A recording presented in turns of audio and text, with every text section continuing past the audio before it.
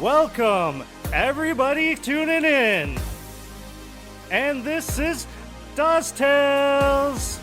We'll be getting into tales from heads to tails and telling both sides of the story.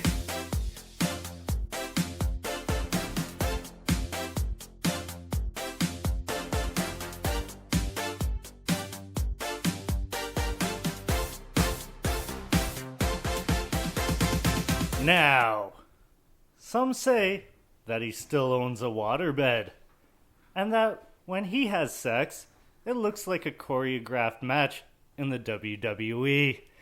Your host, Corey Dawes. Welcome everyone to Dawes Tales, episode 4, here on 4. Saturday, June 20th.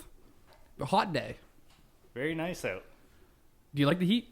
I love the heat. I'm not a big heat guy. No? I like the cold. Well, you're a big hockey boy, so you know. Grew up in the arenas, love the cold. Yeah. Just got an air conditioner for my room, so I got central air in the house. to keep it cold. But it doesn't reach upstairs too well, so I had to purchase an AC. Had a hard time installing it too. You know the fucking window, the fans, So or the flaps? Yeah. The flaps? So you got a window shaker. What do you mean? It's a window shaker. I don't know what that means. Does the unit actually just sit in the window? Yeah. Yeah. So it's a window shaker. That's what I call it. Doesn't shake my window though. I know, but that's what it's just called. Or That's you, what I or just do you call think it. that's what it's called? Maybe And mine's it's called something else. No, mine's just so fucking old it probably shakes the whole window. Oh, But right. That's why I call it a window shaker. Right, yeah. I'm trying to install it, Yeah. and I had to FaceTime my dad. Like we said all the time. Like, I'm not a very Really? handy guy. Oh. So, like, the top part that the window attaches to, couldn't figure it out the way that it goes. I'm, like, twisting it, turning it. I'm like, does this look good? Does that look good? Nothing. Called my dad. He's like, well, look at the instructions. I am. The fucking picture is super fucking tiny. Cannot read it whatsoever. So I finally figured out it's pretty heavy. Okay. I open the window, and guess what pops up? The fucking screen is still in. So I put it back on my bed, Oh, man. pop the screen out, falls. I'm on a 2-story house upstairs. Right. Falls all the way down. Get the air conditioner, plug it back in, put the flaps out. I still got fucking gaps, Oh, no. right? So I'm like, what am I doing here? So I come back downstairs. I'm looking for as much cardboard as I can to patch up. Because I figured that's what people do, right? They put cardboard. I use wood. Use wood. Yeah, I have a big wood plank. Don't got wood, man. I got cardboard. Ah. So cutting pieces off, finally fit it in. I'm using tape. Like I what use tape as well. Like what you wrap like Christmas presents with. Like that kind of Okay, tape. No, you need duct tape. Yeah. You Don't need have duct tape. Canadians abide by duct tape. Right. That's pretty much it. Red and green. Yeah. I'm glad you said that. Yeah. Red and green show. So I got the tape. I put it in. Nothing. Just keeps on falling. So I'm like, fuck. So what I did is that I had a pizza box. And I cut the lid off, and the pizza box fits right into that side. So I took away the flaps that spread out, right? Yeah. And I put the pizza box in, and it fits perfectly. Now the other side. Jeez. Here we go for the other side. What kind of pizza box was it? The place on River Road. Oh, okay. South side. South side? Yeah, Okay. so I got that, put it in perfect. Anybody Thumbs up have to it? south Yeah, side, yeah. and you want an air conditioner Put in? use their pizza boxes. There you go. Fits perfectly. Other Little side Dawes Tales tip.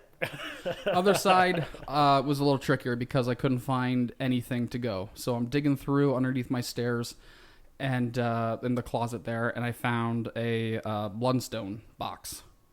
Cut the lid, and then I unfold all the cardboard. Yeah. Fits right in. Perfect. Man, best sleep ever. Is it still all held together with Scotch tape? No, I didn't even have to use Scotch tape. Oh, it just fit. Yeah. So That like the air well. conditioner came with the, what do you call it? The stuff that you like the Installation kit? like the black foam, and you stick it in. Oh. That's what I did, right? Oh, yeah. okay. So any gap that showed, I just put it in there. Nice. Yeah. So that happened. Well, first off, when I'm FaceTiming my dad said, "Don't touch it. Wait for me tomorrow." So I've been sleeping downstairs on my couch. Well, my fucking back, bud, hurts, killing me. Jeez. So I was like, fuck it. 10 o'clock, I go upstairs, I maneuver it myself, I'm good to go. And yeah, texted them the next morning. It was like, hey, don't worry about it. I got it installed. Best sleep ever. Way to beat the heat. Right? And I consider myself now a handyman. I'm cutting cardboard, using tape. Perfect. The actual issue is that I didn't, the windows are plastic. They're not wood. So you can't drill. There's like little bits that you can. Yeah, no, mine is too. I wouldn't put a hole through mine. Because the window... Either which way, if it was wood or not, I just wouldn't do. You wouldn't do that? No. Well, I don't know why they'd give you the fucking drill bits to do it then. This is for a wood window. Okay. Yeah. Well, I don't know. Yeah. I don't know. Maybe they expect you to just drill it into a little bit and not all the way through, but with plastic, it's going to go right through, so... I wouldn't even attempt plastic. Is it plastic or ceramic? Is the window ceramic? I don't know. Tungsten? It's not tungsten. Our rings are tungsten. Right. You think you could drill through one of our rings? No. No. So what I said was stupid. It'd shatter. What I said was stupid. It was stupid. It was stupid. Yeah. Super exciting podcast today. We have on one of my buddies that works across from me. He's also a member of mine and Steve's EASHL team on NHL 20. He's our winger? I would say winger. Winger? Left winger? He'll correct me later if I'm wrong. I'm pretty sure he's right winger, though. He's not left winger. He's a winger. Sometimes he switches. He's on the team. Sometimes he switches. He's got an A patch. That's all we know. Yeah, he's got the A patch. He's got an A patch. So I just want to welcome, like I said, my good buddy Brett. Thanks for coming on, bud. No problem. Thanks for having me. So, how was the day? That was pretty good. Yeah. You know, busy day at the mall. Are you excited to be back at work? I was in. Honestly, as you know, I'm a musician. Yep. And for the first time in a while, the lockdown, I know it's weird to hear, but I treated it like a vacation. Like it wasn't supposed to be, but that was the first time I ever felt like a paid musician in my life. So it's good to be back because I need money, but I would rather be like playing guitar all day. Were you not collecting CERB while you were gone? Or? No, I was technically still employed, so that's why I'm not supposed to be treating it like a vacation. So I treated mine like a vacation. Yeah, so we did like conference calls and webinars and stuff daily. So I did those, and I was good with that stuff. But after that, yeah, it was all me time. It was all guitar, drums, recording, whatever I wanted. So what were you doing that stuff for? Like for yourself, or you're helping out other people? A little bit of both. Helping out some buddies, and my brother and I just writing some stuff together. We were in a band ages ago, and we're starting to write for that again. Just because now the availability and the ability in general to get your stuff online and actually make some revenue from it is more in your control. So right. Mm-hmm. I must say, and I said this before we started the cast when you plugged in and started talking, you have a beautiful voice. Oh, thank you.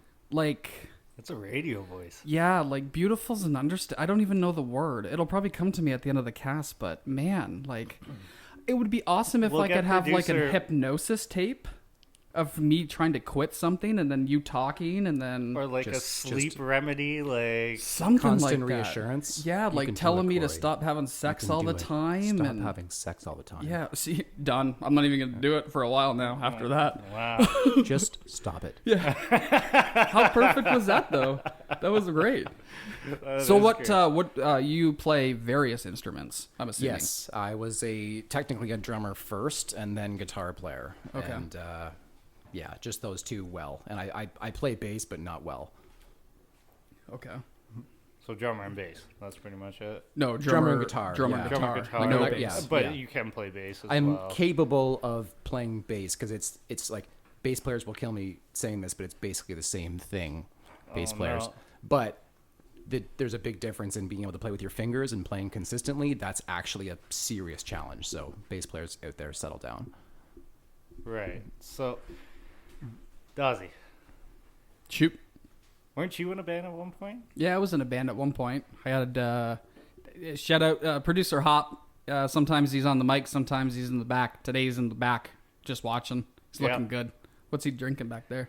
He's got a Bud Light. Oh my God. The Bud Light. Okay. Yeah. We'll get into that later. Yeah. So I was in a band at one point after high school. We did some stuff. We recorded out in Toronto, spent a weekend, did some fun stuff. Came to an end pretty quick. But not like Brett, though, because he continues doing it. So that's why I'm kind of jealous, because there's nothing like the music industry and being involved in it. It's definitely something special and something that you are very passionate about. Would you say he's been more in depth about it? Oh, 100%. He can So already here tell we every go. time we talk Yeah, and everything, here we right? go. Here So we yeah, go. yeah. When did you start getting into music? Oh, like from when I was a kid. My dad's a absolutely astounding musician. Owns a studio in town here as well, Haggerty Sound Studio. Right. Yes. Oh. Yeah, Yes. but especially guitar player, songwriter, guitar player. He's otherworldly, and he raised me right. So one of the first things he did when I was a kid was show me the Beatles. Okay. The Beatles were a staple in our household. Paul McCartney is Perfect. it. Legend. And yeah, from then, like he opened a studio when I was a kid. Like I think 1991, he started it. So I was literally surrounded by it all the time. And then yeah, from then my brother started playing guitar, and it just seemed natural for me to grab a drum set. So I think I was about 11 when I started playing drums. Okay, that was my next question. Yeah. Yeah. And then from then on, just kind of blossomed. First name of the drum kit? Brand? You remember? Oh, yes, it was a CB Max. It's like a starter brand. Right. Okay. Yes. Yeah. Yeah. Did Yeah. you move on up in the world? I did, yeah. Premiere was my next one. My dad actually bought those for me on a random day. It wasn't like Christmas or anything. It's just I think he just realized that I was like taking it seriously enough, and I was getting pretty decent, that Sure. I needed something that wasn't a garbage kit. So he took me to, at the time was Bud Monahan's in Perfect. Peterborough. Good name and, drop. yeah, and we got the Premiere kit, and yeah, that kit served me well for. Oh, I still have it. It's still awesome. I actually track with it the odd time because it sounds still. You so still great. got it. Yeah, Good for you. yeah. I will never give it up. Man, that was the saddest day of my life when I couldn't pay rent and all I had was a DW drum kit that I financed from La McQuaid. I had it paid in full, obviously, or else I wouldn't sell it. But I couldn't make rent, and I had to sell that drum kit. Jeez, Yeah. hard times. that would kill me. I actually couldn't be there when the people came and bought it. I sent my brother down to sell it for me. Ooh, That's how hard it was. that's probably wise.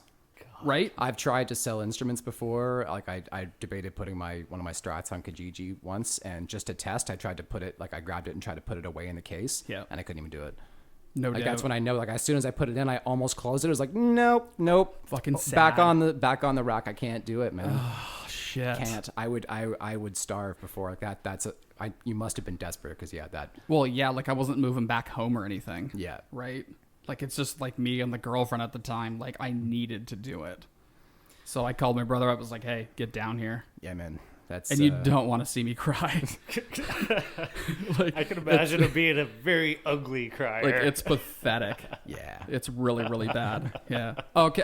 So during quarantine and everything, you were doing lots of tracks. Yeah. So like, yeah. how is that when like it's just you? Like nobody else is around you. It's just you. Basically, my brother and I just kind of like he would just do demos from his place and use like MIDI drums or some type of like program to give me an idea, and then I'm just kind of able to take license from there. So I would basically track something, do a bunch of takes, and then at the end of it just do a bunch of extra stuff to give him ideas, like different Right. fills, or like I even yell out sometimes like, this is an idea for the bridge. Sure. Yeah, and then just do that, and then I send him that, and then he basically would essentially like chop it up and give me another rough edit back, where it's like, I liked this, here's a rough edit of what I want it to be, and now track that really, really well. And this is all over. This is not in person. No. So yeah, basically. So that's more difficult. It's a lot of sending back and It's forth. it's a lot of process steps. for sure. Like thankfully, like he and I, we've been playing together for so long. We get each other. So like when Yeah, he sends the me vibe's something, good. I know where to pick my spots. I'm not going to do a drum solo in the middle of his stuff or Yeah.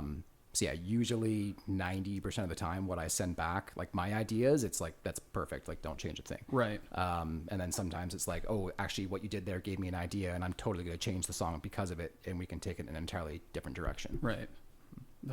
I think that's awesome. Like Communication like that has to be on point, especially during times like this. And so, okay, so my question is, how do bands recover from all this? Like, do you see live shows coming soon? Oh. Like, what's your thoughts on that? Like, yeah, Honestly, man, I want to say actually, yes quick because question, quick question. So, like the live stuff. So, like as you said, our band's going to recover from this. Are they going to be doing concerts? You see the live concert. Have you witnessed the live concert, like on like Instagram Live or something like that? That's what honestly, I mean by no, live. I haven't because like, it you know what bums I mean? me out because I miss them. I miss You being miss- at them, and I miss Yeah. working them, and Miss being at the actual event. at the actual show. 'Cause, Yeah, and okay. like not only was it like it was a great like side hustle for me, but I love it. Like it's something that I actively love doing. Right. And every aspect, like and for those that don't know, I'm specifically referring to teching. I work for a couple bands doing Yep. backline teching. Yep. And yeah, I love it. It gets me all over the country. I get to meet really cool people, and that's one of the best parts. Like the music industry is it's difficult. To touch back on your question Of about course. bands recovering, Please, yes. like it's already so hard, especially in Canada. Yeah. Like if you're a band in the States and let's say you live in Boston for an easy one, there are so many big towns and colleges that you can make a tour pretty viable. You can kind of make a go of it. Like if you're getting a decent recognition and you think you can get it and sell some albums on the road and sell some merch, you can have 10 stops across a 100-kilometer or 100-mile radius. Whereas here, not only is it getting harder for bands to even make money in general, like for example, for me, like, I work a full-time job, so it's hard to dedicate the time to try and get something serious going. And then there hits the point where you have to make the choice, which I've made a couple times and it's burned me, that, okay, I'm going to make the go for it. I'm going to quit my day job. I'm going to go full bore musician.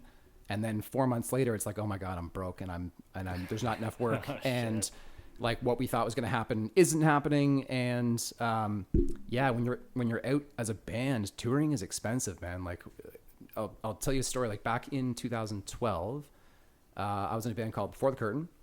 We were doing pretty well. Like we'd done an album with an amazing studio. It was phenomenal. We were getting some momentum, and we got 2 offers to open for the Scorpions at the Amphitheater and the Bell Center in Montreal.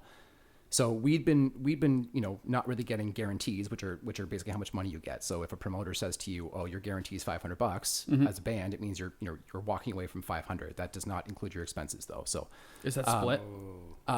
between the band, yeah, but usually when you're starting, you can't even it all goes back to the band. So for example, these shows, our agency calls us and says, "Hey, we're getting you these offers to the Scorpions. You get $1,000 guarantee." And we are like over the moon. We're like, this is it. It's You're finally fucking pumped. starting to break. Here we go. We're getting money. Yep. We're opening for a huge band. We're going to Yep. be in front of 10,000 people.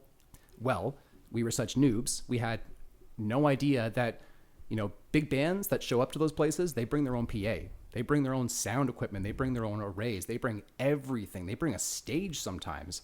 So we didn't have a PA. So we had to rent one from the venue. $1,100 a day. So right off the bat, Who's paying that? Us. So right off the bat, You're in the hole. we're at minus $100. Then we need someone to run our sound because we're on stage, obviously. Like a So we sound need guy a to sound guy. check. So we had to hire a sound guy for the weekend. That was, I think, $800. Holy. We hired a lighting person because we're on a professional stage. We have to look like professionals. So we hired a lighting person for the weekend. Another Smoke $800. guy. We need to be professional. So we need techs. We need someone to fix a problem if it happens. 2 techs. Another, I don't even remember how much. I haven't even gotten to hotels yet. I or know. gas. Oh shit. Food. So over this weekend, Food, he we says. and even Groupies. stuff like Group- even Drugs. even stuff like merch, like you'd think as a band, like, oh, you're gonna play in an amphitheater and you're gonna sell some merch. Well, a lot of bands will the headlining bands make you match their prices. So if the Scorpions are selling their t-shirts for $40, you have to sell your t-shirts for $40. Right. Even though we'd love to sell them for $25 and maybe actually sell some. And they're sitting pretty during this whole time. Well, yeah. And here you guys their are. guarantees are probably, I don't even know, but probably $250,000. I don't For know. sure. Yeah. You guys are kind of like almost like struggling. Yeah. And they're just waiting to go on and perform. Yeah, and it's so funny because when I was young and I saw a band in the amphitheater, I was like, they've made it. Like they must be rolling. And it's like people have no idea that we rolled in there on fumes. Yep. And we ended up losing almost $4,000 over that weekend to play. We paid $4,000 to play those shows. So unless you have a major label, Yep. which will take way more than half of your money, Yep. or you have an angel investor who's just willing to lose a shitload, touring's really hard to do. It's really hard to do. All that for some exposure. For some exposure. And that word, I fucking despise that word, exposure.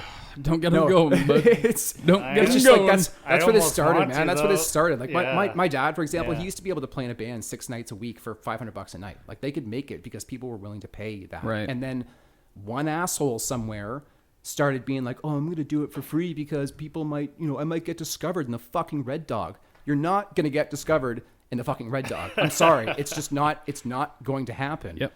And people started selling themselves short, and then that was it. Like once bartenders knew that they could get people to pay for free, like that was pretty much it. For What do you mean? Like your average dude with an acoustic guitar from doing will go do an open mic, or Yep. they'll a band. Who cares? They don't Yep. care. There's just so many people, and If you're an acoustic guy, like you're relying on like friends and family to come out. Yeah. Like you're not relying on random people to come out. I don't even necessarily blame them, because for the longest time there was no way to get your stuff out. Like there's no way to do it, and I want to be a musician too, man. I get it. Sure. But Well, it's really hard. Like Look at Riley's. Look at Riley's. Not to downplay Riley's at all. Great wing night. They always have some guy on an acoustic just playing while you're eating your wings. Sure. You know what I mean? So what does Like, what does a it's set like rough. that cost? Like what would A restaurant or for something some like that? places, if the person's lucky, they might get $100, but usually it's alcohol or meals. Right. It's Yeah. a freebie. Like It's a here's a freebie. handout. Yeah. Here you go. Thanks Yeah, for like when I used to play in a cover band at the Red Dog, and mind you, I love the Red Dog. I like, this is nothing against I love the them, Red but, like, Dog. But I was in a part of a cover band that agreed to basically take very little money for free drinks all night. Yeah. Like I wasn't drinking; I was driving there and back. Right. So Well, that's your yeah. fault.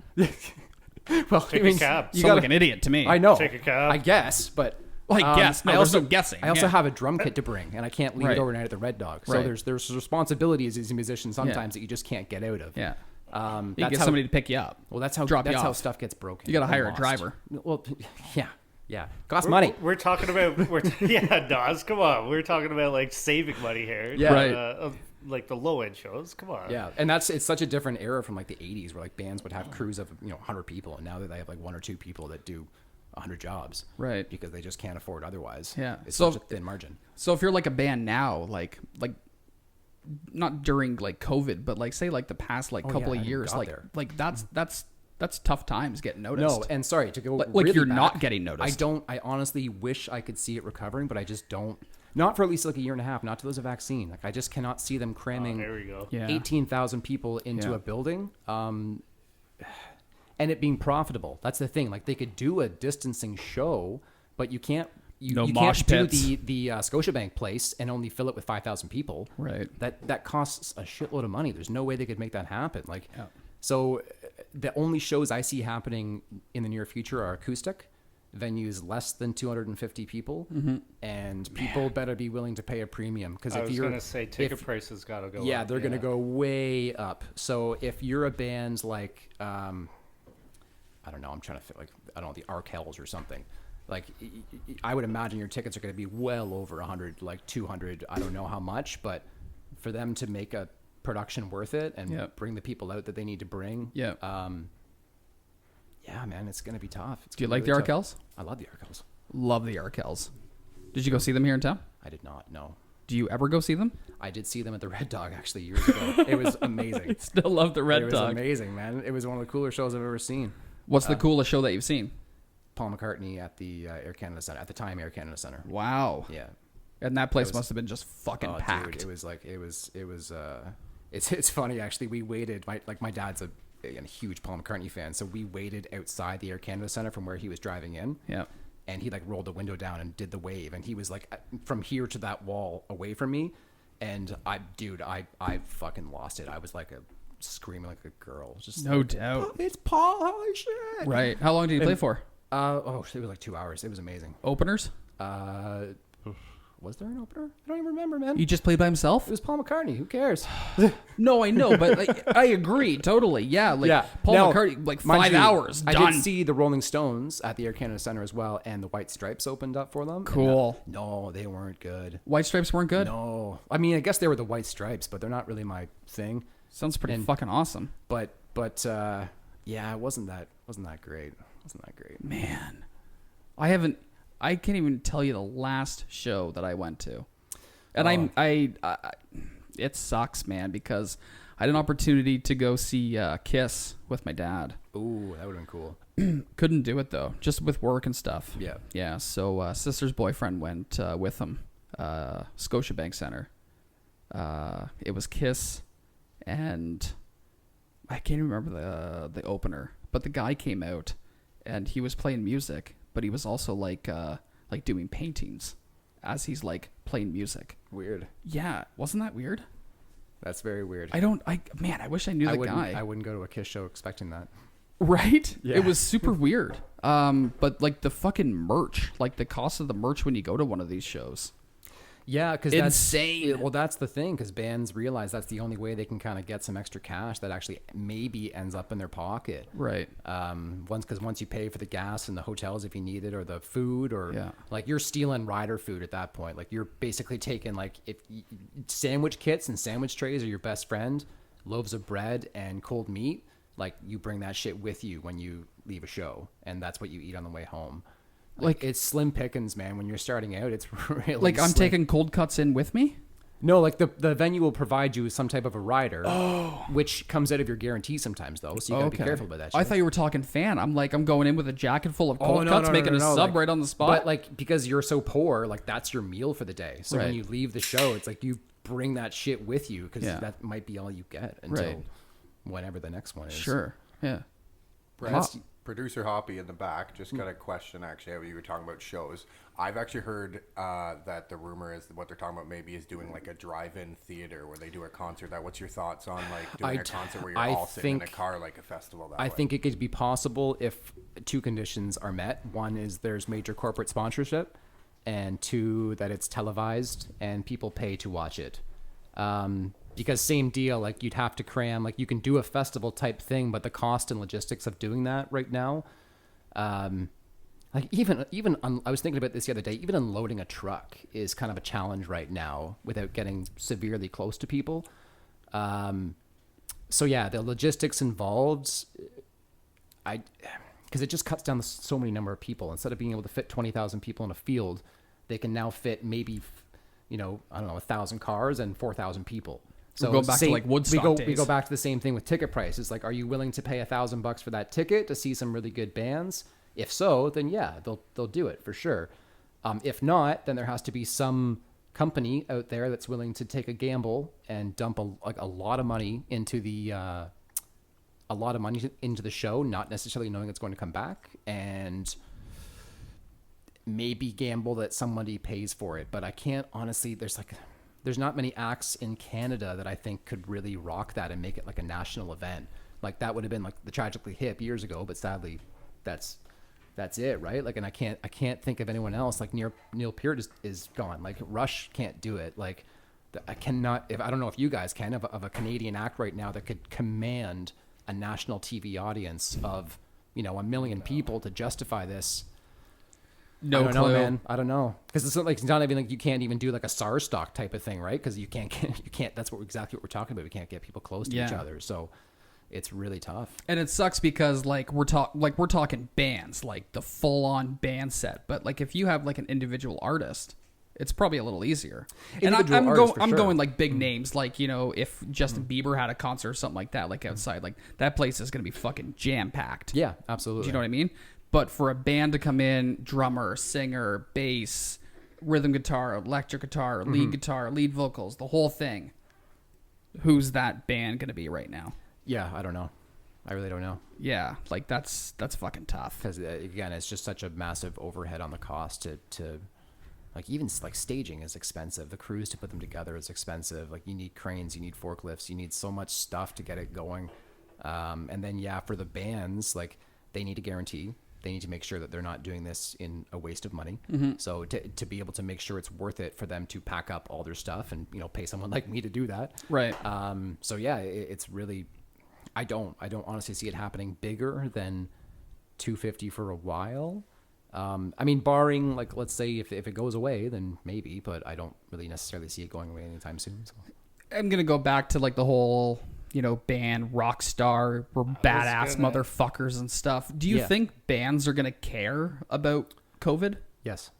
Yeah? Yeah, absolutely. I was gonna say too. A lot of these guys, man, like they've got families too, right? Like they're just dudes. At the end of the day, like they're everybody dudes. wants to be safe. Everybody wants to be safe. That's the thing about musicians, man. Like a lot of like, you know, I'm guilty of it too. I put people up in a pedestal. I was talking about Paul McCartney earlier, like he's God, but really at the end of the day, he's a dude with a very cool job, and he wants to be safe too. So yeah, I think most responsible people for bands like.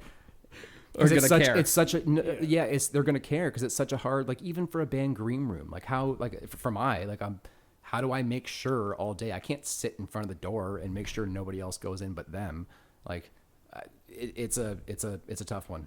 Oh, for sure. So And practicing all the social distancing and everything, like that's Yeah, and some backstages are tight, like they're small, they're of course they're gross, some of them, like even going on stage and off stage. There's some venues I don't like to go into the washroom on a good day, much less during a pandemic. What's the washrooms like? What's the grossest fucking washroom you've seen? Yeah, let's get into some tour stories.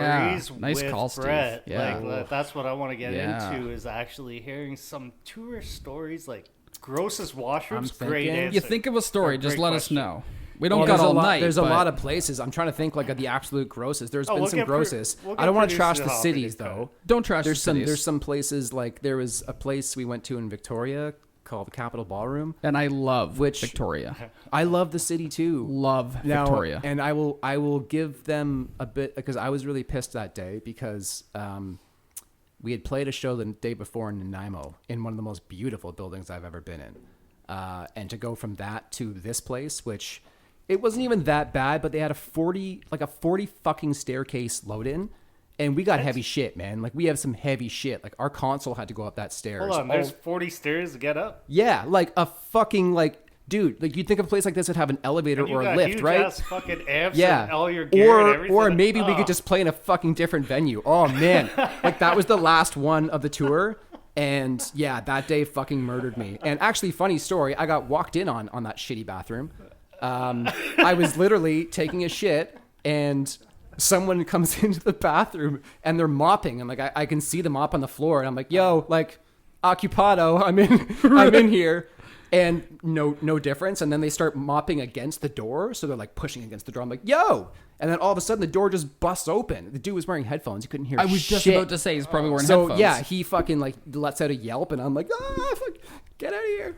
So yeah, and that was probably. Do you take shits but, fully and then mind clothed? you, he was in the process of cleaning it, so I obviously got there before the cleaning had happened. Right. So like pants down, like no shirt dude, off or anything like that. No, not shirt off, just but definitely pants down. So Like, it's I was in different full- between me and you. Yeah. No. Okay. No. Yeah. Okay. Yeah. Well, the thing is, I'm wearing Keep talking. headphones like this all day. Yeah. So for me to even take a shit is actually a fucking pain in the ass, because I have to unhook all my ear monitors, get my cable into my pants, Sure. throw it over my fucking shoulder so Yeah. it doesn't dangle in the toilet. Yeah. And then I proceed to build my So nest. taking and a piss do- is better. Taking a piss is definitely better. Yeah. Yeah. So what was the issue? But you can't shit about on the bus. That's a rule. Why? No shitting on the bus, because it's gross. Common and courtesy. It's a common courtesy to the driver, because it's fucking disgusting to have to empty it. And yeah, there's actually like the driver empties it? well, they have to. He does Isn't everything, there, like, man. He some doesn't sort have of somebody that does it release? for Yeah, him? just No, release man. it somewhere. I'm not sure if you've ever heard. This happened to Dave Matthews like 10 years ago. They got sued because their driver emptied their shit tank over on a bridge, and it basically went off the bridge and hit a fucking cruise, like a river cruise ship below. So like shit imagine everywhere? like imagine an open top boat. And you're just Producer- enjoying the producer cruise Hoppy on a is loving river, this. and then all of a sudden, Dave Matthews and Carter Beauford's giant shit just gets rained down on you. I don't know if I'd be honored or grossed out. Well, I think I'd be pretty grossed out once you'd smell it, man. I think I'd be Yeah, honored yeah. first. You'd- And then I'd be like, all right. Well, I No, think you'd be you'd be- grossed out first because you'd be There's covered some in shit on me. Yeah, you'd be and then when you grossed found out. out whose shit it was, Yeah, you'd maybe there you go. less disgusted, but you'd There still you be go. pretty upset. I think. Right. Yeah. There's another Because you were difference between covered in us. shit. Remember? Yeah. Right. Remember the fact you are literally covered in like fermented shit, And it's like running. and it's near the fucking engine, so like it gets hot. It gets like that's what I'm talking about. Like so. Okay. Now that Yeah. you mentioned that, Yeah, I'm gonna Stevie. vice verse It's my still answer. Stevie. Yeah, that's some gross fucking shit. Uh-huh. Yeah. Actually, there's this is not my band, a personal story, but I heard a wonderful story from one of my friends who basically took. I think it was told on a podcast, so I think I can say who it was. The member was, I can't remember who specifically did it, but it was the Salads Okay. that placed. They took a shit in like a Big Mac hamburger box, and the bus driver had left his engine compartment open because when they pull into like a venue or something, they always hook up to the power, they hook up to the water, because they're like fully furnished inside. They're awesome, but they basically fucking took this turd, stuck it in the engine compartment, and like 2 hours down the road when they're driving that night, the bus starts obviously reeking like total shit. And I don't know why you would do that.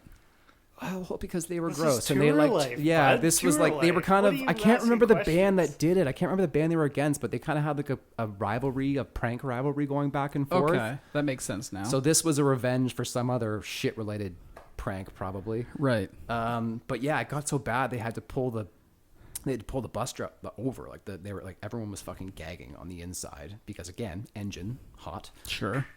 So the Smell. the bus driver gets out and he opens the engine compartment and he sees the Big Mac box, and without even thinking, he grabs the box thinking it's a fucking burger and runs back into the bus and like, who took a fucking burger and put it in the fucking engine, and opens it up, and then as he opens it, everyone realizes what it is. Literally, fucking bus driver throws up. Like immediately, just Projectile. up. And then yeah. That's fucking gross. And I guess they didn't know who did it. This band didn't know who did it for like 5 years later until my buddy told this story on another podcast. And immediately, like, his phone started ringing. And it was this guy, like, from the band being like, "You fucker! I fucking knew it was you the entire time." Really? Like, yeah. That's amazing. Yeah. So they actually found out who did it. Yes. Years later. 5 years So later. My buddy better watch out. Right. He's gonna get some feces related prank Into happen someday. into like a Baconator Yeah, box or something like that they're next. Plotting. They're plotting for sure. Shit. Jeez. Man, brutal.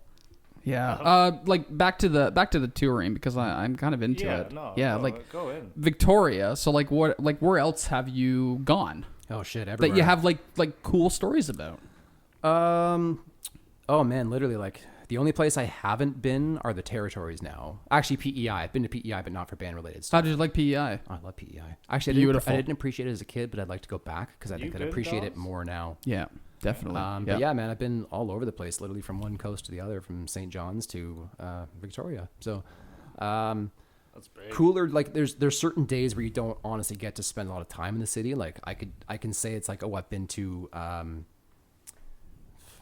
I'm trying to think. I've been to Red Deer, but really I've been to an arena in Red Deer, and I've been to a restaurant in Red Deer. I really didn't like See- experience Red Deer. So when you get there, you don't have a lot of time. Some days, like you get days off in cities, so I've had some Right. really good days off, like in Victoria. I had an Yep. awesome day off in Calgary. Yep. I actually went to a hockey game myself. Oh, cool. Yeah, it was like 3:00 in the afternoon.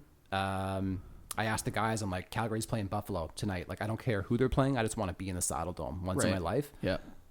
So yeah, Was it no- as good as it was? Yeah, well, like, it as actually kind loud of as- ended up being a really fucked up night because I bought the ticket. I went into my hotel.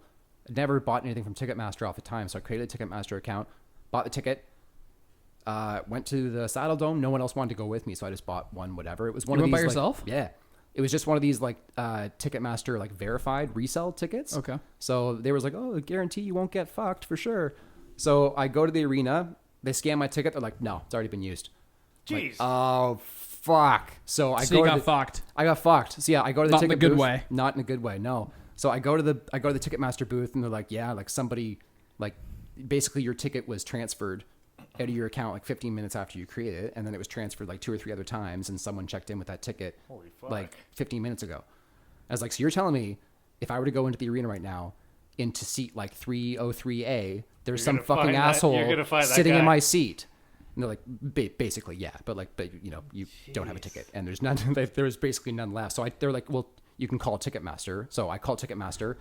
It's 7:07 in Calgary. The game's about to start. It's 9:00 in Toronto. Ticketmaster's closed. Yeah. So I got sent to another booth, and they're like, yeah, man, like basically we don't have anything left. Like you can buy some, but basically they only had like some really pricey ones left, and I was already down $80. Oh man. So they're like, you can go back to Ticketmaster and see if they can do anything. So I went back to Ticketmaster, and I got a different lady, and this gem of a lady, this absolute blessed lady, she's like, listen, some corporate guy like was gifted tickets and he didn't need one, so he left it at the box, and he said that give it to someone who needs it. Cool. So they gave me a ticket, second row from the glass, man. It was awesome. So I sat next to this guy Doug, who was the coolest. I bought him a beer, obviously, like Fucking thanks Doug. He could only have one because he had business to attend to. I invited him to the show in Calgary the next day, but he was Cool. leaving. And yeah, he was really awesome, man. I had a really good night, and it ended up working out. So I didn't even end up calling Ticketmaster to get I should have to get my $80 back, but I was like, you know what? I'm letting the karma go because I got like a $400 Good for ticket you. for $80. Good for you. And I had a really good time. So Who won? Calgary in overtime. Ooh. Yeah.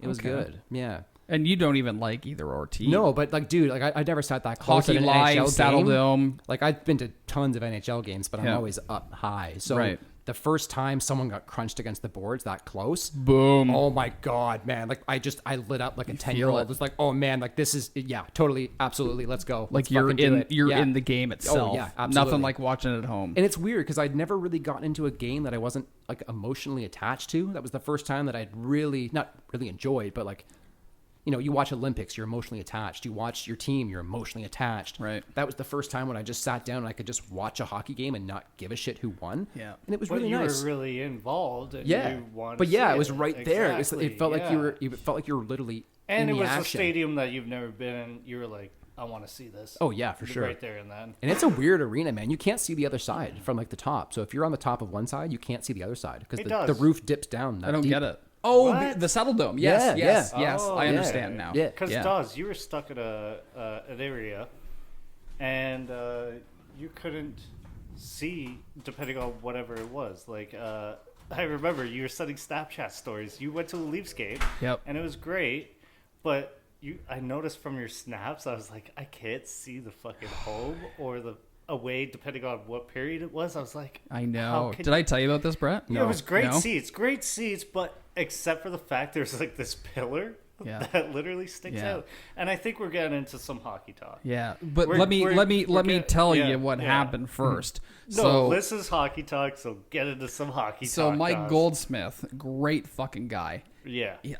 What he does for managers that he really likes, he'll take them to hockey games. Nice. So what he did for me, another manager, is that he bought tickets to a Leafs game. It was Leafs versus. Oh man, was it? It was Leafs versus Ottawa. Oh, nice. Yes. It was? Yeah, it was Leafs versus Oh. Ottawa. So we're at the game. We get up top, and right in front of me is the suites for the Scotiabank. So for the good portion of the game, I could not see one end of the ice because of the fucking suites that come across. It was kind of a corner of the ice. It was cut like off. like corner. I'd say like Yeah. it was like from the goalie to like the one side of the corner of the board. Yeah, so like the left side, I could not see. The right side, barely. The other end, perfect. Because like you said, I like being up top. I like watching plays develop. Seeing who's getting the puck, who's carrying it up, who's got the open pass. I love that, right? Me too. I don't like being that close. Like if you were to give me a ticket for the Leaf game to Broadcaster go view. like three rows up, I'm probably gonna turn it down. I would Like, I'm not definitely gonna prefer go. the viewing angles for sure. That was just a cool experience because it was like, yeah. Of course, the But yes, Saddle I would Dome. definitely agree. I would prefer Thank to you. see my perfect spot if we were talking like, second or third, whatever level, but front row, like holding onto the gate in the middle. Oh, that would be So beautiful. let's perfect. Yeah. let's take it down to the OHL. Me and you go and see a lot of games, Dawsy. Yep. For Peterborough Pete's. Yep. Brett, do you go see a lot of Peterborough Pete's games? I have not been to a Pete's game in a couple of years, actually. No, No? Honestly, they're great fun. I know they They're are, and I great don't know why fun, I don't just- go more often. Yeah, They're man. great fun just to go drink some beers with your buddies and just Just the enjoy last some time we good went, hockey. There was a good brawl. Remember, we were there with our good friend Christo. Bossy was there as well, and remember the fight in the corner. It was at the opposite end of us. Usually where your dad sits, actually. Oh, yes. Now do you remember? Yeah, now I remember. It was Yep. it was a good Tilly Yep. and a great game as well. Yep. And it's just a good time for local boys to go see. So you don't go see that. Where would you want to sit for something like that? Though, like, it's not big game. The last small time, game. no, the So last time I was OHL? in the Pete's, I got, I was like right in the middle, pretty much top row, and that was actually awesome. Yeah. The same deal. The Mem Center's small. Like I'd is actually small. prefer to be not in the nosebleeds, but I prefer to be like up See, I'd towards rather the be middle. nosebleeds. Over the Yeah. glass. Just Yeah. over the glass. Yeah, the nosebleeds I like. I just wish if they had that height uniformly around the rink, it would be great. But I Yeah. just wish Right. it wasn't stuck in one corner. Sure. Oh, But I mean, know, when you go to the yeah. Mem Center, like Yeah. all the scouts, they sit up top. Like I'm gonna quote air quotations, like the old gray section. Yeah. Right. Like when there was no seats or anything like that, and you were sitting on a fucking cement block or whatever. Like. Oh, I remember That's that. where all the Yeah. scouts sit. Yeah. So that's where I like to go because again, you see everything develop right from the That's get go. great, yeah. Yeah, that's my favorite spot. When we went to Pete's games, I really liked going after World Junior because, you get to know the players from Team Canada, and when they come to Peterborough, that's what my favorite part was, to go watch those guys that competed for Team Canada and to go watch them for their teams that they play for in the O. So our first game back was Ottawa and Peterborough. And Yes. seeing Kevin Ball, he was the defenseman for Team Canada. 6'7", 6'8", 220, 230, just a monster guy at the back end. Huge shot. Loved watching him play. Amazing. Yeah. And then Peterborough made that trade to acquire Akil Thomas, the golden goal for the juniors. You like this. Yes. You like Yeah. So when he got acquired, I was like, boom. I think I messaged boss and was like, hey, grab me a fucking ticket. Oh, I We're think going that- to watch yeah, this guy yeah, tonight. Exactly. Super pumped. Yeah. You loved it. That was a good game, too.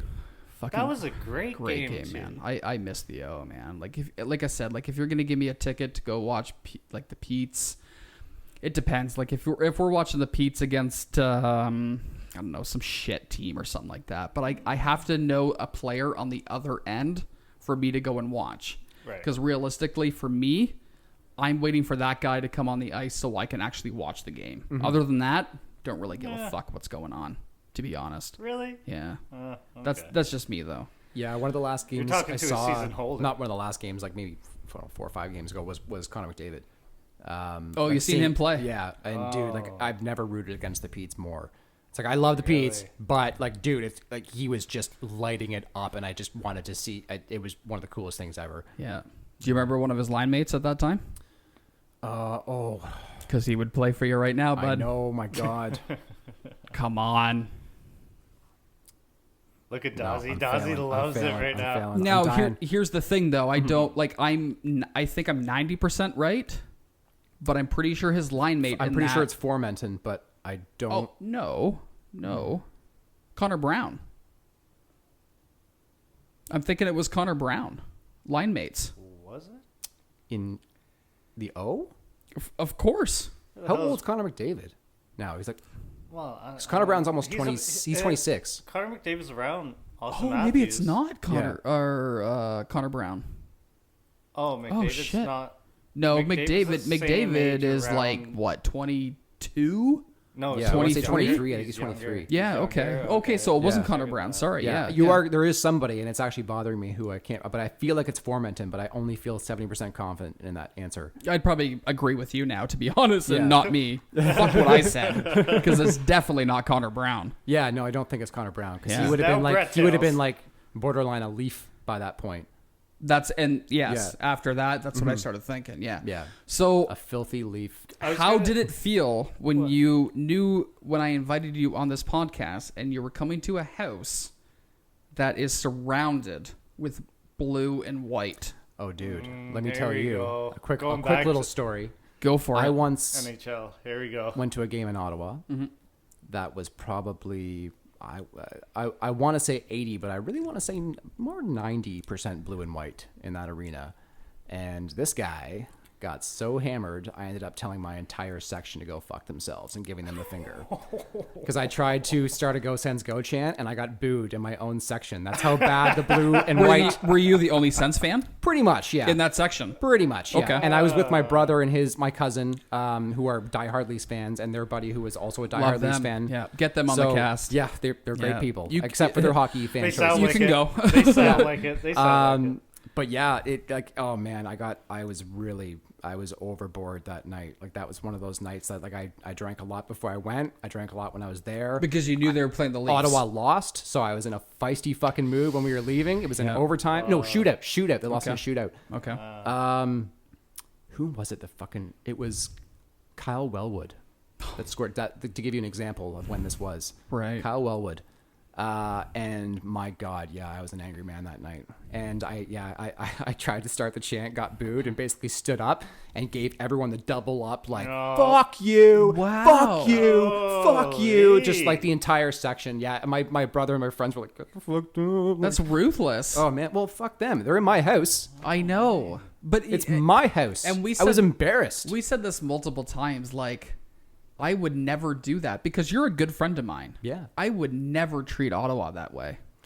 Like, Yeah, here's well, an example. Leafs fans are not all like you. Here's an example of this year's draft coming up. I want to see you get the first overall pick. Oh, really? But then you're standing up and going, fuck you to all Well, my this was a people. long time ago, and I It was doesn't matter very how long intoxicated ago. and angry. It doesn't matter, man. Well, remember, That's I feel gonna like the stick. Leafs, though. I feel like the Leafs fans sometimes have this like little edge because of the whole Battle of Ontario thing. It's like Sure. they can treat Little us like, chip oh, it's on- okay, little Ottawa. You chip. can have your little first round pick. 'Cause Right. We got ours already. Sorry, first overall. Right. So Actually- here's go on, Steve. No, Sorry. Yeah, my apologies. I was going to say, because I was scrolling through Facebook. Yep. NHL posted Fan Choice Awards. Who do you think got the goal of the year Of this of this past COVID year? year? Is Yes. that what we call it? The COVID year? Well, I guess COVID year. But Okay. yeah, who do you think got the goal of the year by Fan Choice Awards on NHL on Facebook? Because I'm just scrolling through and I just seen it now. Dawes, who do you think it is? I got two in mind. You got two? Yeah. Who's that? Obviously, I'm gonna go with Matthews with His the wrister that nobody could see? I got my No, answer. remember that Matthews goal? You could not even see it. That's one of them. Good choice, Steve. That one? Yeah, good choice. The other one was against Buffalo. Like he deked out. Like a couple of guys went to the fucking backhand and scored. The other one is Matthew Tkachuk through the legs. That's Ooh. a phenomenal one. That's a good one. That's decent. I might be mixing up my years because I'll be brutally honest. Since I didn't watch enough hockey this year because I was so heartbroken about Ottawa. That's not McDavid on Riley. That's That was- this year. Yeah, that's that's this year, it. Brett. That's Yeah, oh, that's the Dawes, winner. That's Dawes, it. It's Dawes, over. Dawes, It's I'm fucking gonna- over I'm gonna- right there. That's I'm gonna show you. embarrassing. Yeah. Rinde. Goal of the year Who is it? winner, Pecorine. Oh, The goalie Rinde, goal. When he shot it down and right. scored. I think. That is such Give it- bullshit. give That's a it to cop-out Rinde. answer. Exactly. Yeah. That is I knew it fucking was going to be a brutal. ridiculous No, answer give when you I know, said I it. know, I was like, but I was waiting for it. give it to- Actually, I didn't think that. I Yeah. thought it was going to be something Oh, that like was McDavid. Oh, that was a clickbait but the question. McDavid on, but the McDavid on Riley though. Oh, dude. Okay, we got to talk Embarrassing. Like about it. Kachuk is so impressive because it was in the moment and it was such quick reaction. But Sure, but McDavid, Riley had oh my ample opportunity God, to like, stop McDavid. Knew what he was doing 10 seconds before he did it. And Oh, yeah. it was and he still did it. That's the thing. Like that fake, the no look fake, the explosiveness, the finish, like the effortless like pull back and just roof it, like no big deal It was finish. fluent motion. Oh my God. If it's not the quote best, it's the silkiest for sure. I like the silkiest. I'll Yeah. go with that. Yeah, I love that one. Silkiest? Yeah, yeah. Ottawa. Let's get into it. All right. Ottawa you ready? talk? Oh, of Ottawa course, I'm always talk? ready. Steve, bathroom, second drawer to the left. It's a box of tissues.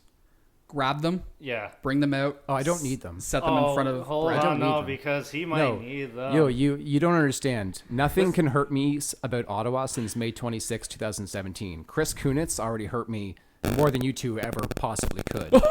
I've not recovered from that. So that as a compliment. fucking bring it getting the on. tissue. Fucking bring it on. Right.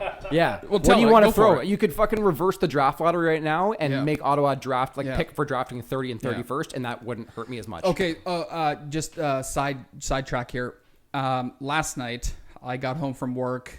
I'm crushing some Caesars extra spicy. Nice. And I click on YouTube, and the first thing that is uploaded that I should watch is I can't remember the year. Toronto versus Ottawa. Patrick Lalime Oh, in net. First goal. It was at the 13-15 mark, and that was Ty Domi going into the corners, doing some serious forecheck, passes it out front, boom, goal. Next goal, Joe Nieuwendyk gets the pass. I remember. I believe this is 2004. Once when I said Joe, 2004. 2 in a row for Game Joe. 7. Yeah. Game 7, 2 Yes, in a row I for remember. Joe. What was weak side, right through his elbow and Yep, and then the side. second goal, I believe 5-hole. Oh, Nieuwendyk got another one, but yes, I believe he went five Let's go hole, 5-hole. and then I think Lalime got pulled, and Martin Persek finished that game. Yep, in the third period. I wasn't hurt at all. I didn't break a fucking hockey stick in half. Yeah. Oh man, that was the fourth time. That was Sure. the fourth one. Sure. That was the fourth loss. Oh man. Let's. I fucking man, and what pisses me off is like Ottawa was like the better team on paper every year, like on paper, and they had such a fucking dynamite forward lineup, and they only got really past like 2003 they went to the conference final, no Yeah. problem. Yeah. 2007 they go to the cup final. Yeah. They could have probably won a cup in 2006 had Yes. Hasek not gotten Yeah. fucking hurt at the You've always Olympics. said this to me. Oh my god, that pisses Yeah. me off too. Yep. Every time we talk. About Yeah, hockey. or and yeah, there's been some really close ones. Like 2007 didn't honestly hurt as much as 2017 because I knew that they were going against Anaheim. And it's like, okay, Anaheim, you have fucking Solani, Getzlaff, Perry, Scott Niedermayer, and Chris Pronger Yep. as you're starting. Okay, just fucking hand them the cup right now. And you have For those guys. Yeah, and you have Jaguar backstopping them, who was at his like peak at that time. Unstoppable. Yeah, so I knew that they were pretty much in tough with Anaheim, Yeah. but 2017 they were so close to beating Pittsburgh, and I'm really confident they could have beat Nashville. Very confident they could have beat Nashville In game in 6. in 6. Yeah, Right. yeah. Right.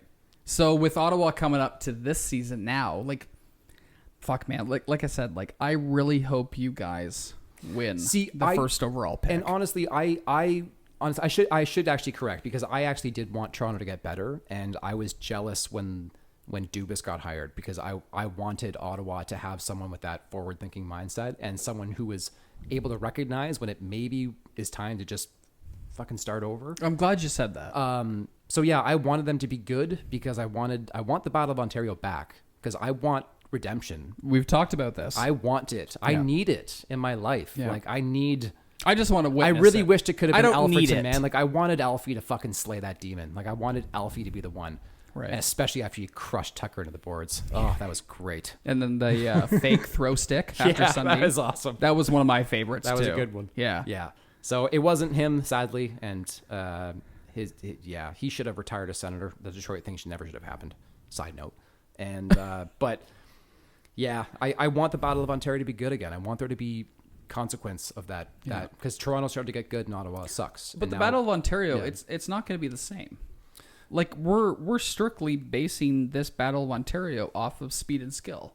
There's no more physicality to it anymore. There's no more. There's no more. Wait till heart- Brady Tkachuk starts pissing your team off all day, every day, Right. One player. and his good buddy Bernard Docker. And but dude, that's what we lacked though. Like if we had a player like Brady Tkachuk against the Leafs 20 years ago, I think it would be a different story. But they didn't. Right. They had guy like I love them, like Marian Hossa, one of the best players that's ever lived. Love him. Marian. Martin Havlat, phenomenal. Love him. Like Mike Fisher, he was a gritty dude. Yep. Like, He was. Actually, Yeah. Hossa- Chris He Neal was just kind of coming yep, in, but yep, he wasn't as offensive as someone like Brady Tkachuk. Yep. So they had they had agitators, they had enforcers, but they had no one that was all of them. And someone like Kachuk, I think, is a huge difference. Like I could just see him fucking driving Marner or Matthews insane. Right. Insane. Right. Do you remember before the draft when Ottawa picked Brady? Oh, yes. What I said? Yes, I remember. You were right. I gave you that one. Say it again. Say it again. What, the you were right part? Yeah. Yes. I knew Brady was going to be a good player. I didn't think he was going to be times in a that row. good. Okay. I'm right. So quick, for Yeah. sure. Yeah. After everything you say right now, just go, Corey, you're right. Yes, that's one. Okay. That's one. Yep. That's your one. Let's see if we can get to 4. Yeah, okay. Yeah. That's one Okay. in like 3 years. Yeah. So Keep settle down. going. Jeez. I just meant for actually you were- him himself. No, you're absolutely right. Like, Right? I wanted Zadina at the time. Right. I wanted Zadina. But I can't remember the And, last time I heard his name during a hockey game. No, well, he's on Detroit, so give him a bit. Like they were historically That is awful. true, yes. So he actually did okay in the last little bit. Like I think he had like 11 points in the last 14 games or something. Sure. I still think he's going to be a very good player, and I think he's going to be a He's got to sniper. find his groove. Yeah. Yeah. Kachuk is but more Tkachuk is- molded into Yes. this position right now. I was really worried again because Ottawa also has a terrible record with college drafts, and college players in general, like they're risky. Like they're more risky. right. Like The in-depth talk. College.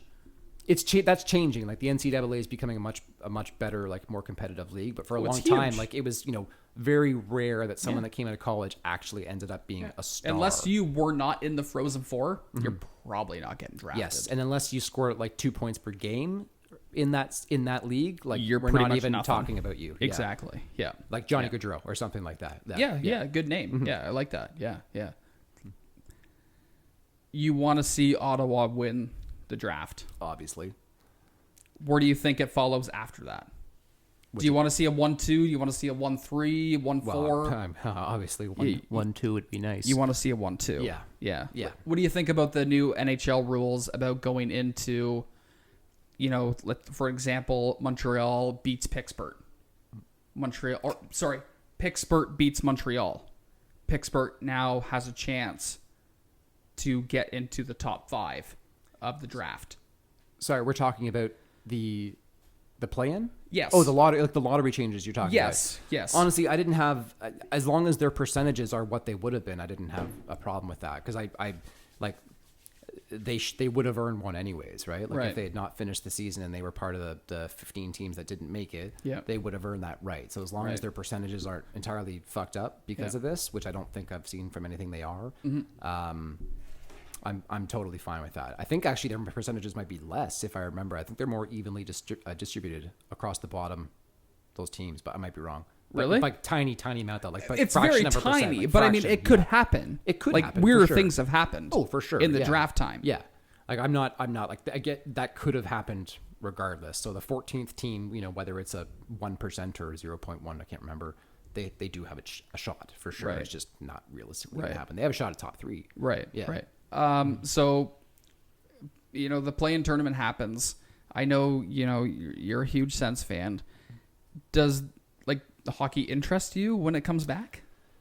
Not Like, as- do you want I- to see some? I Like, say do you want to this- see the Leafs win the Cup? Do you want to Are see you the? fucking kidding Do you me? want to see the Leafs No, win the dude, Cup? Leafs fans, or do you want to Leafs see the fans Leafs would win the be Cup? Insufferable, fucking insufferable. I would have to move out of Ontario. No. And then I asked this in the previous cast as well. Like asterisks on the cup. Yes, good question, Steve. Thank you. Like, are you gonna accept your team, the Sens? Are they you gonna accept that as a win? As Well, an they can't asterisk, win. They're or- out of the running. No, They're, okay, but like, were would they you- in the would running? would you accept it? Would you say like, oh, there's It- an asterisk, but if we won it, I would- honestly, man, at this point, even if it was Or Ottawa, any like team, I any guess I'd team, be any happy, team. but it wouldn't feel real to me. It wouldn't feel right. Like it's been So months, man. It's been like what about any team? Like, just no. like Any team, it's not really like big win. I say this every year when Ottawa's out that I won't get some type of emotional attachment, but there's always former players or certain players that I love. So like if like for example, if Ottawa wasn't in it, but What like if, Nashville was, well, I love Kyle Turris. Turris. I love Kyle yeah, Turris. So good, I'm going to yeah. root for Nashville. If San Jose hadn't shit the bed, then I would be like, I'm a Karlsson lover. I Yeah. still love Erik Karlsson. I would want him to Yeah. succeed. And I'm really sad that they didn't, but thank you for the, potential lottery pick. Of course. Like I can't. I'm sorry, Eric, but Yeah. Yeah. dude, like, but this and year's Josh Norris. this year's draft, Yeah, this is huge. Oh my god, this is franchise altering. Big Bud. Big time. They blew their first few Bud talk me first Bud. first overalls. Right. So I shouldn't say Chris Phillips was one of them, and he was a wonderful player for a long time. But it's he's not a Okay, so he's not Lafreniere. You get Lafreniere first. You get second. Who you going? You going defenseman? Oh, they're going Byfield for sure. Okay, They're going right. Byfield. 100%. So you get So Lafreniere is actually like a winger. Yeah. Yeah. I think he can play more as a winger than Byfield could, and I think they lack. Well, Byfield's a centerman. Yeah, I know that. I think they lack that, like, potentially elite centerman. Yeah. They have a lot of good centermen. They have, like, I love Colin White. He was kind of struggled without Mark Stone once he left, but I think he'll bounce back. Logan Brown's very, very promising. Padjo's gone now, obviously, but there's a few dudes. Josh Norris, another one. He's centerman. He's on his way up. So they have a lot of dudes that will be, I think, very, very good. But yeah, if they can get a chance to get an elite centerman, that would be. You're going Byfield. Yeah, absolutely. Right. I think they have enough defense prospects right now that they could probably take the gamble. Like Drysdale would be great, but I have, love Jamie. Yeah, they I also love have Jamie. Lassie Thompson. They have Jacob Bernard Docker. They have Shabbat, obviously. Yeah. They've got Brunstrom. Thank you. Who was just actually he was fire in the AHL when he went down, and when he came back, he was noticeably more confident. Mm-hmm. So I'm very excited to see what he does. Right. Okay, so go first line, second line if you winning number 1 and 2 for Ottawa right now. So start with center and then go wings from first to second. I don't think they'd throw someone like, I don't even know if Byfield's like fully ready. I think he's ready, but I think he's less ready than Lafreniere is. He's not going back down though. No, he's not going back down. No, he's not going back down. I think they would probably give the shit work to Colin White. Yeah. And let him, I'm sorry, that sucks for you, but unless they sign it, barring a UFA signing, like some poor dude is going to get thrown to the wolves for all the shit defensive zone face-offs and all the garbage penalty killing, which they honestly probably will do because they'll need it. Yep. Then I see Colin White centering first. I probably see Kachuk and honestly Connor Brown because that was their jam last year. I can't believe I fucking hated Connor Brown. Dude, I always loved him. I always thought he was going to be a solid addition, but there's so many good forwards in Toronto. He was just never going to get a chance there ever. Right. He was never going to get a chance there. Yeah. Unless he was stuck on the fourth line. Right. So you like him in Ottawa? Oh, I love him, man. I love him. Yeah, I could see that. You guys are desperate. Well, makes sense. Well, I have a greater respect for people that just play the game really hard, and he's a vicious forechecker, and he creates plays for other people. That was his job, and he did it well. I mean, he got 41 points. Look, he's 46. Playing with. Sorry, look 46. who he's playing with. Well, he's with you Brady. don't have that in Ottawa. Oh, you're talking about with Ottawa. Yeah. Good for him. Yeah, dude, he did he got 20 something goals. He was their leading scorer this year, more than Kachuk. Yeah. Really? Yeah. Holy fuck. Yeah, dude, he was actually really good.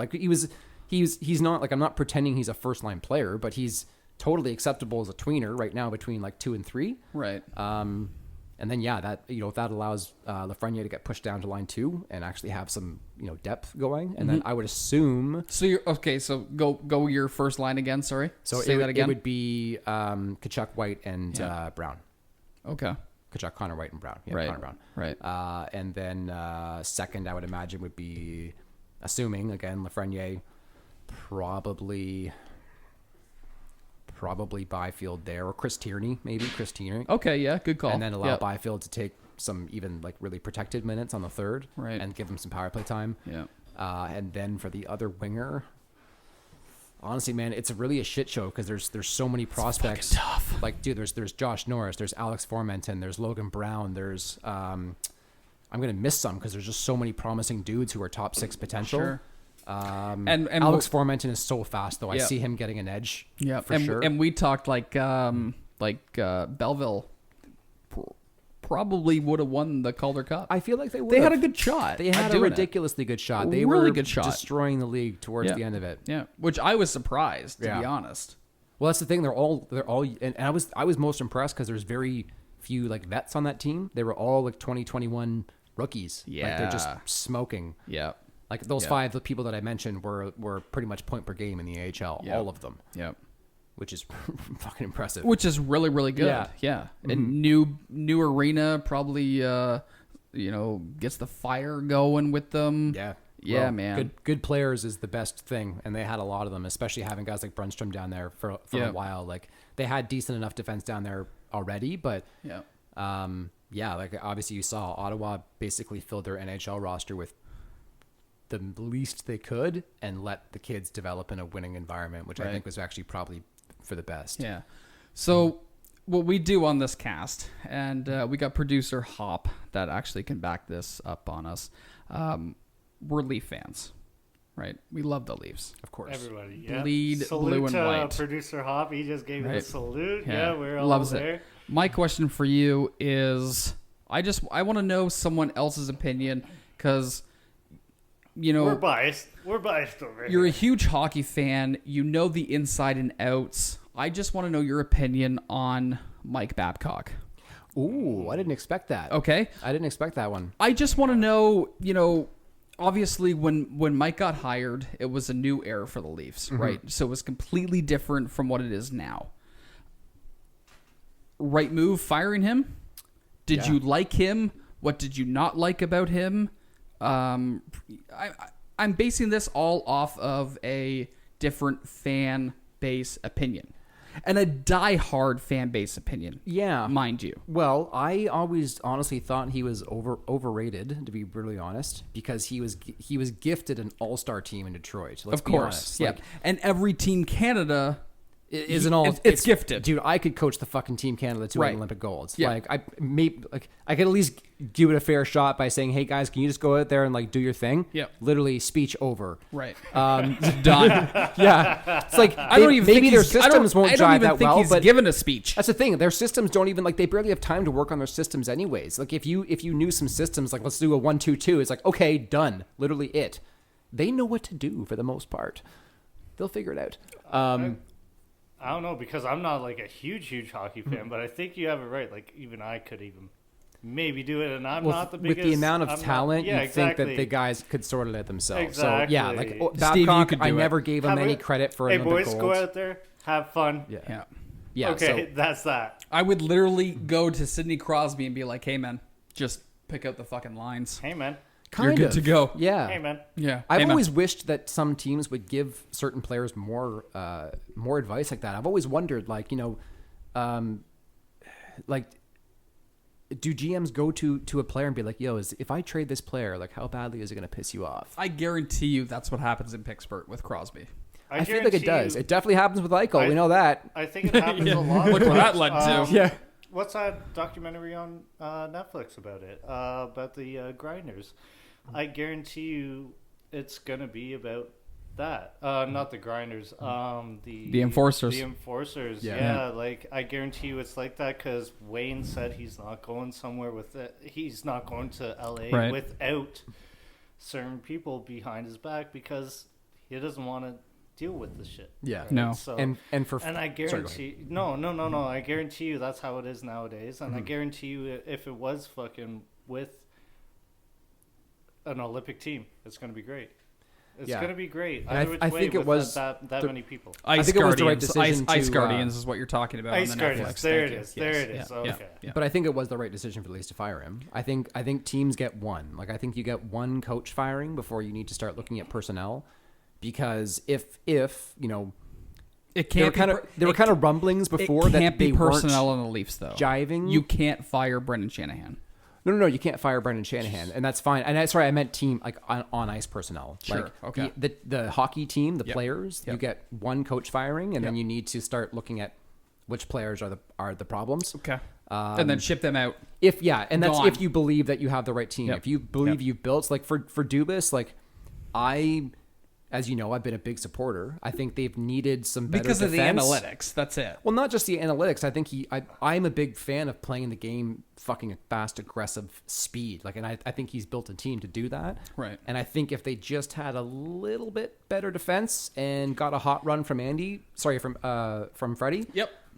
They would actually have a legit shot to make Right. some serious noise, which terrifies me. Yeah. But like, dude, any team with Matthews, Marner, Nylander, and Tavares. I Like, think we have a winning crazily, formula. William Nylander is my favorite of those four. Oh, I love that guy. Really? Oh my I god, I love him. I would take Brett! him. Dude, I would have. Brett! Yeah. Tugging Really, on man. heartstrings right now. Willie bud. Nylander, he's the best, man. Really? I love his vision. He Nice. reminds me actually of Martin Havlat. Even the way he pivots and when he takes a stance and kind of just like Super spreads cool. his legs and he's looking for that pass. Super cool. Yeah, I love watching him play. That was a big name drop. wow. big I wasn't name expecting that. Yeah, I Yeah. do have Leafs that I like. Man, I know I don't think you were a fan of him, but Phil Kessel. You got a phone call? No, it was an alarm. Oh, I put my phone on silent. I Oh, forgot An about alarm. Sorry. She has an alarm for what? I don't even Quarter know. to- I didn't mean to interrupt your life at No, this I'm- point right now. I'm assuming that was meant to be 8:30 a.m. for when I was supposed to wake up this morning. Okay. And I just might have set a wrong one for p.m. Are you as off well. tomorrow? No. Oh, okay. I have to work tomorrow. You have to work tomorrow. But yeah, there are Leafs I like. Phil Kessel, man. Phil Kessel. Oh I my absolutely God. There you go. loved That Phil name, up. that name is banned from this house. But why? Like you saw him hoist the cup, right? And Nope. he Nope. should have won the Conn Smythe the I first year he did didn't. it. I didn't. Oh, you should check it out. There's You highlights should available. Well, I'm not going Because to. I remember he did it in 2017 and it broke my fucking heart because That's I cool. thought it was going to be Ottawa. Yeah. You should understand this though too, Brett. When What? somebody breaks Dawsey's heart, he does not give it up. But what did Phil do to you Look at personally? no, and look at Marner. Look at Marner. Yeah. We can get into Mario We're, talk. we're no, What about? he still hasn't given that. Boy up. got paid. He didn't Fuck give. off. He didn't give up on Yeah, that. I'm and done. then the same Done. thing. Look, Kessel. Years later.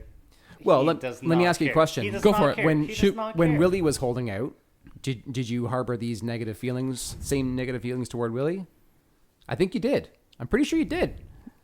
He broke Yeah, he his heart. did. But yeah, now, for sure. but now you would go back and say, "Wow, 6.7 million for William Nylander, who only got 6 points less than Mitch Marner, who was paid $5 million more." Sure. William Nylander has a fucking amazing deal. Yeah. Well done, Kyle. a tradable deal. Yeah, but why would you? How can you replace that kind of production for that money? You're stuck with $11.5 million forwards otherwise. I'd go with a defenseman. Yeah, but again, then you're stuck with $11.5 million otherwise. Like, then you're in the Tampa Bay 2004 problem. Like, you better win because you can't keep them shit. all. Right. You can't, man. Not in this cap world. Like, Right. this was your win. It sucks for the Leafs on it because this was It's your the window, window right now to go. Like, this was it, man. Right. Yeah. So if anyone I want to get rid of, I would trade Nylander. I would probably hear offers on Marner, Mm-hmm. but I want fucking a huge defenseman back. Yeah, that's Like gonna be right tough, now, man. like right now, you trade Nylander or something like that. Like Nylander, Kerfoot, free up some cap space. Boom. Guess who's coming in for defense right now? Stanley Cup winner last year, Yeah. number 27, Oh yeah. Alex Pietrangelo. Yeah. Give it right now. Yeah. Well, he's technically a. He's going to unrestricted be a free agent. He's going to be a free agent Yeah. when the season finishes, whenever Yeah. the fuck that is. Just why not just sign with us and just Well, try to win how a cup? can they afford that though? You can get rid of people like he's easily. going to command 11.5 Yeah. easy. Yeah. So basically, you'd have to trade Marner at that point. Like one of them has to go. Yeah, hold on, I gotta cut you off because my producer's gonna cut in here. He's looking pretty pissed.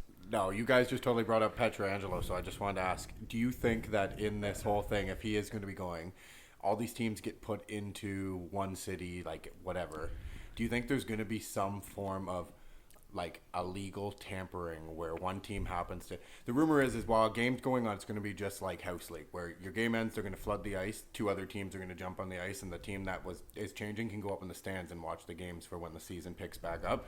Do you think that, St. Louis is sitting in the stands and Toronto's sitting in the stands, and all of a sudden Dubas happens to walk past Pietrangelo and go, Psst, 3 years at $7 million, even though you're not supposed to, because we're just passing each other in the hallway. No tampering here. Nothing. Do you going not think on. that's happening now? I think it's With probably players? happening now, but not between players and like I don't think Dubas would be that. Like if that's happening, it's happening in a quiet room with his agent, not the player directly. Right. Just to make sure that when the day comes that Kyle, whoever his agent is, if it's Craig Oster or whoever the heck it is, that he knows that the giving Leafs it are up very to interested, producer Hoppy here. and they Let's hypothetically could See you, Steve.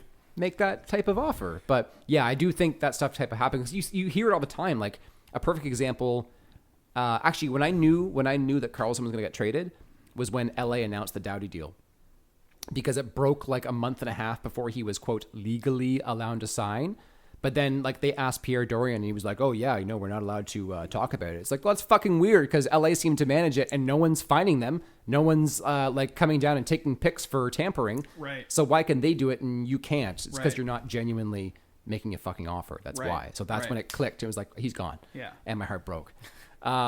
But Into pieces. I just Yeah, think it's into going to be pieces, man. more easy now. Like I think if this is how it's going to be, they're not obviously you're completely right. I agree. Yeah. They can't put it by definition of tampering or GM maybe not be, but you imagine you're watching a game and there's nobody in the crowd, but as you're looking across in the stadium, you see 3 different hockey teams, and you can't tell me that they're happening to run into each other at the restaurant. You go, hey man, you could be here for this much. Hey, Oh yeah, brother, players I think would do it's- that for yeah. sure. I think they already do. That's Yeah. I think that's definitely a thing. Like Okay. like Tavares would be nudging somebody, being like, "Yo, man, like come in with us for sure." Like, Yeah. No, I agree. Yeah. No, for sure.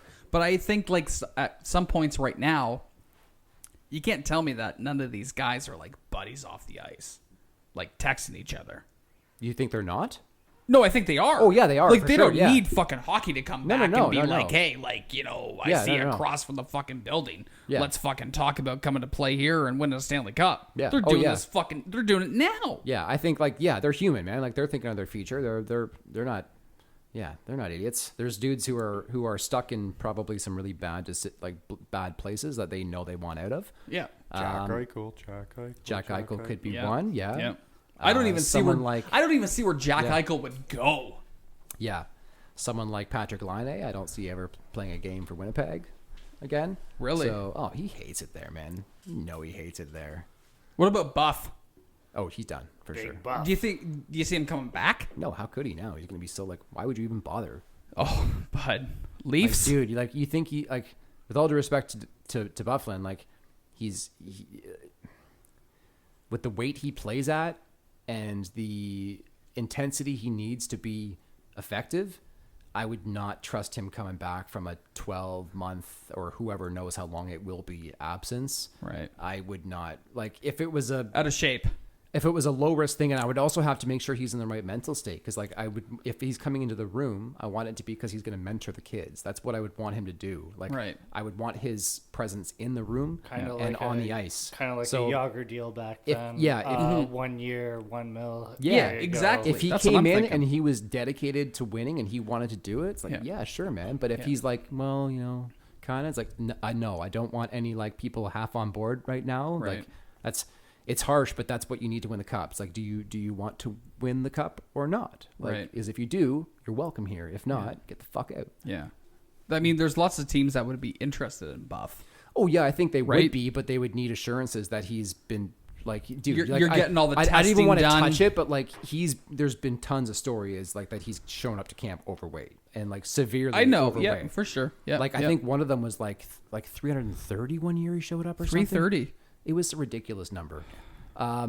So yeah, like man, there's no time to do this. Like you need to be ready the second they drop the puck. Like there's no time for adjustments on this. Yeah. And as much as I say about asterisks on the cup for all the teams and everything else, also I agree with everybody's had time to recover.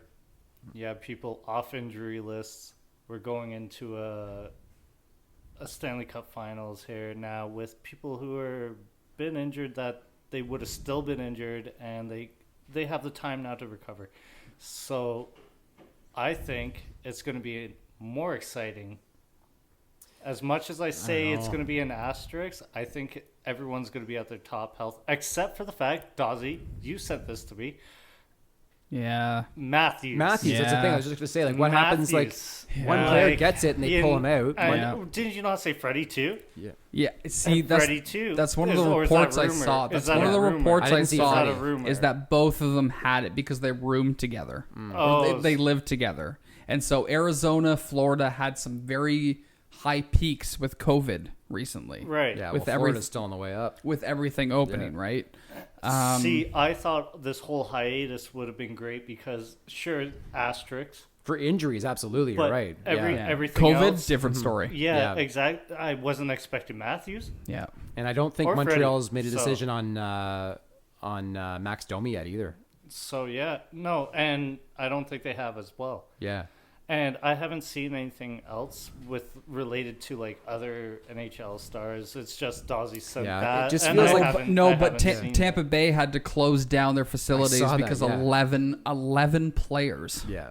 Or 11 really? players or 11 Staff staff or members, I think, whatever yeah. got tested positive. Yeah. Right? So it's like I mean at this point it's like it feels like a tournament. It doesn't feel like playoffs anymore to me. It will Right. feel like a tournament. But that's cool to me, man. It's cool, but like, what's That's the point cool. if they're going to be pulling guys out every other day because they're testing positive? Like, I know. how pissed will you be if, let's say, Game 7 or whatever how they do it, I know. Matthews gets pulled, man. Yeah. Matthews gets I pulled. know. You Who will knows? lose your Yeah. shit. I Matthews know. might not even be able to play now. Yeah. Yeah.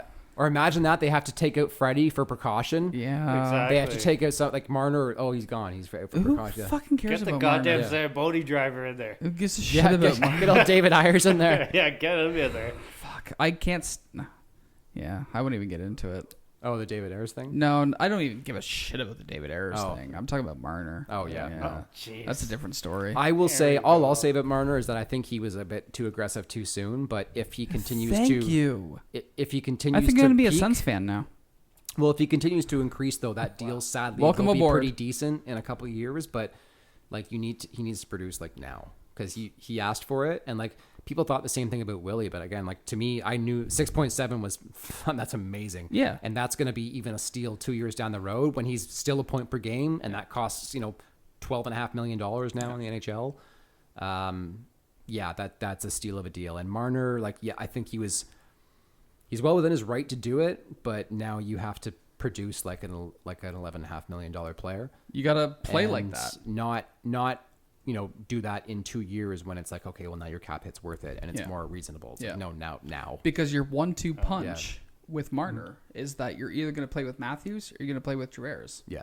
So start producing. Yeah. Now, mind you, I don't watch enough Leafs hockey, so there's Of course. there's an asterisk there Yeah. that being sometimes players do go bad, go through bad slumps. But as long as the effort is there, that's fine. I feel like Marner has the effort. yeah, then that's cool, man. He's as long got as the he's effort. trying, I'll give him that. That's all that matters. Like Yeah. you're gonna go times where you hit the post. You're gonna go times where you miss and you just go through a shit streak. Like nobody scores a goal a game. Like Yeah. even Crosby will go 4 games and score 5 goals. Go 3 games without. Go 2 goals and fucking get a hat trick. I'm not even talking about like Yeah. Marner hitting the post. I'm talking about Marner making the actual like the passes. That's Yeah. what he does the best. Yeah. Is to create plays. And Start doing it better. Yeah, well, if I've seen, he seems like he does it a lot. They have a pretty lethal fucking power play, that's for sure. Yeah. Well, our power play wasn't that Dude, great last when year, they bud. when they line up that dude in the top center for the tip shot, they always roll that. They always roll that tip in from between the hash marks. Yeah. Terrifies me every time. Right. Yeah. They're so quick at moving the puck, Yeah. Fuck.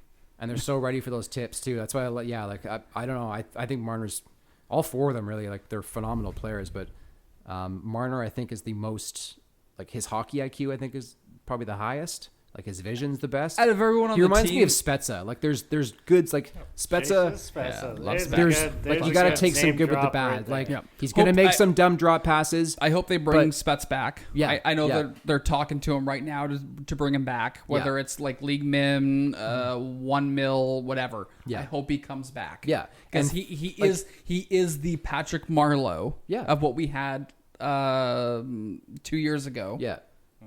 And when he was, in his prime, like, yeah, he, again, was sometimes too flashy and Yeah. made a dumb play, but then sometimes he'd make one so beautiful your jaw dropped. Yeah. And that was the beauty of Jason Spezza. You Yeah. kind of had to take the bad with the good. It was Exactly. like Carlson. Like sometimes, yeah, he'd miss a fucking poke check or like Yeah. whatever, but then he'd take the puck the other way, make you drop your fucking jaw times 10. And it's like, yeah, you know what? You're worth it. Right. Your advantages outweigh your disadvantages. Yeah, yeah. So Yes or no? We could talk about hockey for hours. yes, agreed. Steve? Of course. Right. I could listen to it. You I could could listen to listen it. to it. You could listen I to wanted it. to get producer Hoppy into it. Producer but Hop can Hop would have been. can chime in. Anytime. Yeah. Brett, we're gonna let you go here. I know you're a busy guy. I'm a busy guy. Let's bring him back. Steve, you're a busy guy. We're gonna bring Brett back, obviously, thank because you. this has been fucking fantastic. Thank you. I don't think I've had a big smile on my face like this in a while, doing a cast like this. Oh, well, that's great. Because not only because of your voice, love your voice, Love the way that you get in close with the mic to make the voice even sexier. Yes. Okay. You have to. There you go. You just did it right there. Okay. Yeah. Calm down there. Yeah. Yeah, we get that going later. Gotta tickle that diaphragm. Right. You're tickling pretty good. But this has been a great cast. Thank you so much for coming on. I really appreciate you coming over and doing this with us. Steve, again, thank you for being a part of this great journey with me. Producer Hop, thanks for doing everything you do and making this podcast something special that I absolutely can't wait to do every single time we do this. And yeah, so till next time, again, everyone stay safe and we'll talk soon.